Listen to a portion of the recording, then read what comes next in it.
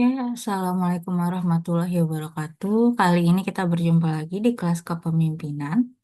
Kali ini kita akan membahas mengenai syarat menjadi pemimpin. Baik, kita lihat di sini. Syarat menjadi pemimpin secara umum kalau dilihat dari pandangan berbagai sudut, baik itu agama, manajemen, peraturan negara maupun etika, ya bisa disimpulkan kalau pemimpin itu untuk jadi pemimpin seseorang itu harus punya kredibilitas dan integritas, ya. Misalnya dia memimpin lembaga ekonomi, tentu saja dia harus punya kredibilitas, pendidikan ekonomi, punya prestasi di bidang ekonomi, ya. Dan juga integritas, integritas kejujuran, ya, memegang prinsip teguh kebenaran dan keadilan, ya. Kemudian juga punya kemampuan komunikasi yang baik, ya, bisa menyampaikan visi, misi, tujuan organisasi maupun tujuan sendiri dengan jelas dan efektif kepada timnya maupun kepada audiens yang lebih luas. Dan kemudian pengambilan keputusan yang tepat. Jadi dengan leader itu tidak akan bisa dipisahkan dari decision making, ya. Banyak hal yang perlu diambil secara keputusannya banyak harus diputuskan. Nah, seorang leader itu harus bisa mengambil keputusan yang tepat dan yang tidak merugikan pihak-pihak lain, ya. Kemudian juga harus punya bijaksana, wisdom, tidak gegabah, tidak berburu-buru. Kalau menghadapi situasi kompleks itu bisa tetap tenang. Kemudian tentu punya kemampuan manajemen, ya, baik itu mengatur sumber daya manusia maupun mengatur sumber daya non manusia, ya. Kemampuan manajemen tidak jauh-jauh dari PLOAC, ya, planning, leading, organizing, dan controlling, ya, dan actuating, ya. Kemudian punya keempati dan kepedulian terhadap anggotanya maupun kepada yang lain, ya. Jadi ya kita sering dengar ya kalau misalnya kadang ada anggota yang mengalami kesusahan atau anggota yang terpaksa harus mengambil cuti. Nah, seorang leader itu harus punya empati dan kepedulian kalau memangnya anggota yang dipimpin mengalami kesusahan, ya. Memberikan support terutama secara moral.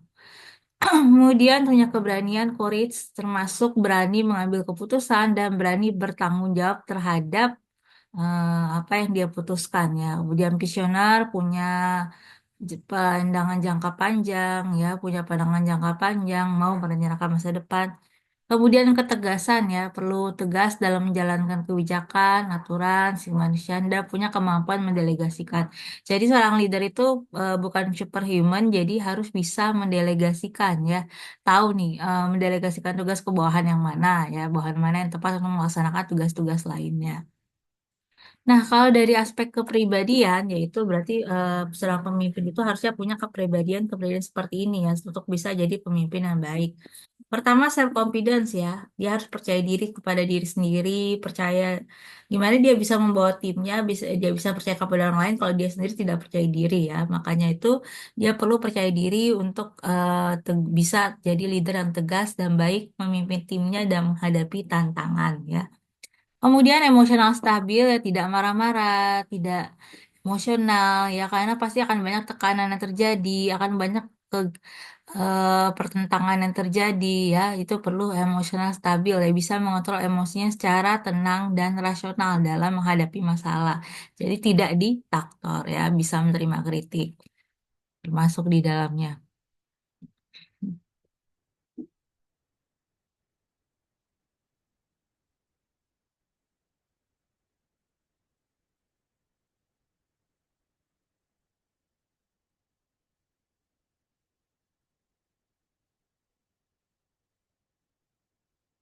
Oke, kemudian punya kerendahan hati, humility, tidak merasa superior terhadap lain, terbuka atau belajar. Jadi kadang-kadang kita itu eh, mungkin leader itu bisa jadi menang secara pendidikannya, menang secara usianya, tetapi kenyataannya nanti dia akan juga belajar hal-hal baru itu membutuhkan bawahan-bawahannya yang mungkin bisa jadi lebih muda atau pendidikannya lebih rendah. Jadi selalu terbuka dengan ke ini, ya, rendah hati untuk belajar, selalu belajar, ya, terbuka dengan lingkungannya dan kolaboratif. Kemudian keberanian, courage, keberanian mempunyai sifat penting dalam kepemimpinan, ya. Jadi dia punya keberanian mengambil risiko, keberanian mengambil keputusan, juga keberanian untuk tadi, ya, bertanggung jawab terhadap apa yang ditugaskan. Nah, kemudian tegas, ya. Tegas itu berarti teguh pada pendiriannya, tapi tidak otoriter, tidak anti kritik ya. Ketegasan itu masuknya teguh pada pendirian, disiplin yang memastikan semua orang bawahannya itu bertanggung jawab dengan baik dan benar. Kemudian punya empati tadi ya, memahami perspektif orang lain ya. Jadi kalaupun beda pendapat, dia bisa mengerti, memahami kenapa orang lain itu berpendapat berbeda dan bisa mencari jalan keluarnya dari situ. Kemudian punya motivasi ya, motivasi karena bakal banyak tantangan dihadapi, perlu motivasi untuk menjalankan hal itu semua ya. Juga motivasi itu untuk memboost perasaan semangat diri sendiri, termasuk juga nanti akan memboost perasaan semangat orang lain ya yang dipimpinnya. Kemudian integritas tadi udah ya, bertindak secara konsisten, teguh terhadap nilai yang dipilih, jujur ya. Kemudian punya kemampuan atau adaptabilitas yang baik, kemampuan beradaptasi yang baik ya, adaptabilitas ya, baik organisasi maupun orang luar. Kemudian punya orientasi tujuan yang tujuannya kalau pemimpin tanpa tujuan, ya gimana organisasinya ya, jadi harus punya tujuan yang jelas. Kemudian punya ketekunan, perseverance ya, tidak takut menyerah atau menghambat kegagalan atau hambatan ya, dan punya keterbukaan, openness. Pemimpin yang terbuka mendengarkan saran-saran dari orang lain ya. Nah, ini kemudian ada syarat-syarat jadi aspek pengetahuan. Jadi sebaiknya pemimpin, terutama untuk organisasi yang sektor besar, punya kemampuan ini ya, pengetahuan dari segi pengetahuan seperti ini ya. Pertama, punya pengetahuan industri atau sektor yang di mana organisasi itu bergerak. Misal organisasinya bergerak dalam industri kecantikan. Tentu pemimpinnya harus punya pengetahuan mengenai industri sektor kecantikan itu bagaimana, apa trennya seperti apa ya. Kemudian punya kemampuan manajemen dan organisasi ya, bisa membagi-bagi sumber daya manusia, membagi sumber daya yang dimiliki, jadinya terjadi perputaran yang baik, bisa terjadi kegiatan operasional yang baik dan secara maksimal. Nah, kemudian punya kemampuan mengambil keputusan ya, balik lagi itu decision making ya. Decision making termasuknya bukan ngambil keputusan secara acak ya, tapi mempertimbangkan segala sesuatunya sebelum berusaha mengambil keputusan yang terbaik, termasuk kemampuan membaca data, kemampuan membaca lingkungan, kemampuan memperkirakan resiko itu masuk ke pengambilan keputusan atau decision making ya. Kemudian manajemen proyek ya, pengetahuan tentang manajemen proyek, proyek yang sedang dikerjakan. Jadi kalian kalau bisa jadi pemimpin punya manajemen proyek ya. Mengerti paham manajemen proyek yang dilakukan, manajemennya bagaimana, pengawasannya seperti apa, agar bisa maksimal kegiatan operasional proyeknya seperti apa. Kemudian punya keuangan dan anggaran. Nah, ini agar tidak mudah dibohong-bohongi bawahan ya. Punya kemampuan keuangan, anggaran, literasi, mengerti mengenai neraca, mengenai akuntansi dasar, paham. Kemudian harus paham termasuk akuntansi dasar itu adalah nilai kurs kalau misalnya berhubungan dengan ekspor impor ya. Kemudian mengerti paham ke kondisi ekonomi negaranya, apakah sedang menghadapi deflasi atau inflasi.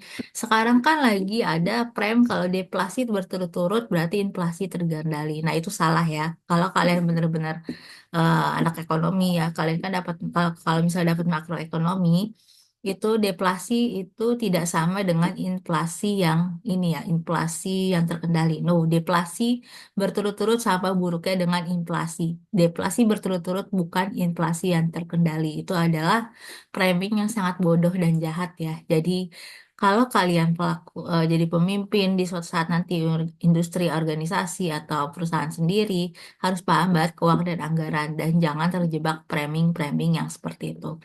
Nah, kemudian ada pemahaman teknologi ya. Apalagi era digital, Gen Z kayaknya udah sering ya teknologi. Nah, paham teknologi di sini bukan berarti cuma main TikTok, bukan main sosial media, tapi tahu bagaimana memanfaatkan sosial media tersebut, tahu mau mempelajari mengenai algoritma sosial media tersebut sehingga bisa memboost penjualan misalnya ya, atau bisa memboost orang-orang jadi tahu gitu, memboost mengenai brand awareness produk kalian. Kemudian syarat menjadi pemimpin dari aspek pengetahuan masih dulu peraturan hukum dan regulasi. Nah, ini terutama hukum-hukum yang berhubungan dengan bisnis kalian itu ya, yang dan organisasi yang kalian pimpin dengan bisnis yang kalian pimpin. Nah, ini sangat-sangat tidak boleh sekali harusnya melakukan ekspor impor kayak pasir atau mengeksploitasi kelapa sawit kalau paham benar-benar mengenai pengaturan hukum dan regulasi ya. Kemudian punya strategi bisnis ya, kemampuan mengembangkan bisnis secara cerdas ya, kemampuan jangka panjang, memproyeksikan keuntungan, kira-kira memproyeksikan pengembangan bisnis jangka panjang, tahu kalau misalnya tujuan yang mau dicapainya apa dan strategi yang harus dilakukan itu apa. Kemudian penguatan pola risiko karena keadaan ekonomi tidak akan selalu stabil, pol sosial, politik, dan lain-lain itu juga mempengaruhi organisasi, pergerakan ekonomi, pergerakan organisasi, termasuk yang mungkin kalian pimpin. Jadi harus tahu mengenai pengetahuan tentang pola risiko ya, bagaimana mengidentifikasi risiko, mengevaluasi, dan mengolah risiko yang dihadapi oleh organisasi. Kalau misalnya berhadapan dalam situasi buruk, tapi punya risk management yang baik, itu bisa meminimalkan dampak negatif dan ketidakpastian ya. Meminimalkan ketika harus berhadapan dengan negativitas ya, atau ketidakpastian, dan tetap bisa mampu memaksimalkan peluang yang ada. Kemudian syarat pemimpin dari aspek kepribadian ya. Pertama, pemecahan masalah dan inovasi ya. Pemimpin harus bisa mengidentifikasi masalah, akar dan penyebabnya, mengembangkan solusi inovatif ya. Jadi kalau ada masalah kita cuma tidak lihat simptomnya aja, tapi lihat akar masalahnya. Misalnya kalian di perusahaan yang di kelapa sawit nih misalnya, terus kalian lihat banyak hewan turun. Nah, itu simptom. Sebenarnya turunnya kenapa? Mungkin karena habitat mereka terlalu ini. Jadi kalian bisa mengambil keputusan tertentu ya, yang dimana kelapa sawit itu jangan sampai terlalu mengeksplor, terlalu merusak alam sehingga tidak ada hewan-hewan, tempat tinggal hewan itu rusak, habitatnya rusak ya. Kemudian punya peluang global ya, apalagi udah di era globalisasi, nanti persaingan kalian bukan hanya dari sesamanya, tetapi juga dari organisasi luar ya. Kemudian pemahaman tentang kepuasan pelanggan. Oh, pelanggan itu sukanya apa? Kemudian yang lagi tren di kalangan pelanggan itu apa? Yaitu yang bisa kalian akomodir ya. Jadi pelanggan merasa puas dan hingga terbentuklah customer loyalty.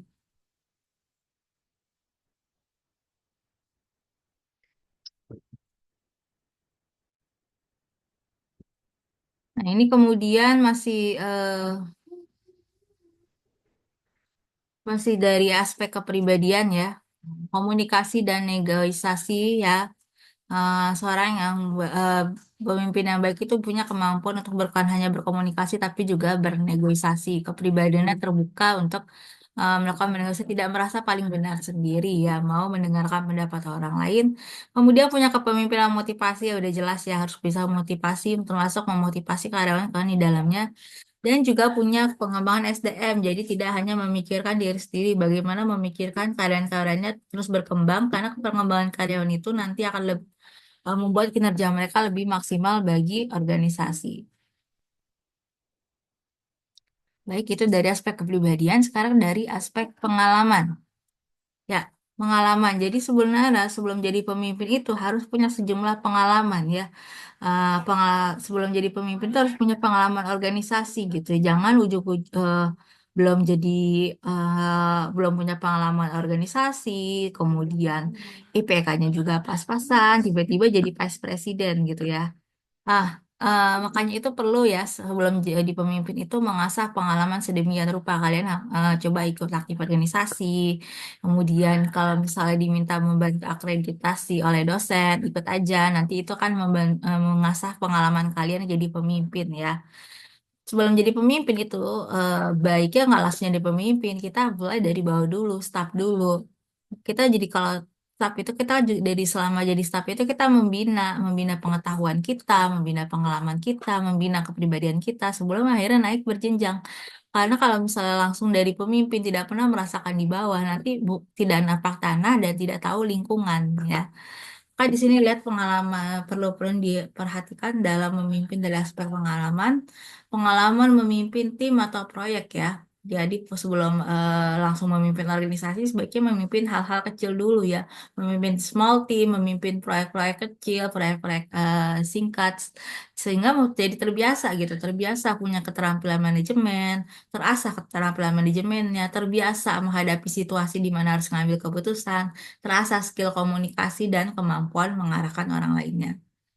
Terus pengalaman dalam pengambilan keputusan ya, dengan adanya jadi rekam jejak ya, sebagai pemimpin sebelum jadi pemimpin yang dalam lingkup lebih besar, memimpinnya kecil-kecil dulu, jadi lebih terasa lagi eh, nalurinya untuk mengambil keputusan ya, keputusan yang tepat ya, dengan mempertimbangkan risiko yang ada. Kemudian punya pengalaman menangani konflik karena ya apalagi dalam lingkup besar, baik itu lingkup organisasi apa lebih besar dari itu pasti akan selalu ada konflik. Nah, bagaimana caranya kalau punya pengalaman menangani konflik itu nanti akan terbiasa ya. Kalau ada konflik tidak kaget, kalau ada bawahannya yang berselisih tidak kaget. Jadi tahu bagaimana cara cari jalan tengahnya. Kemudian pengalaman di industri yang relevan. Jadi punya pengalaman di industri atau bidang yang relevan ya. Misalnya dia sarjana ekonomi, tapi kalau misalnya di organisasi olahraga kan mungkin kurang cocok, tapi bisa dilakukan dengan mempelajari industri-industri yang ingin dimasuki gitu ya. Jadi tapi sebaiknya punya background pendidikan yang sesuai.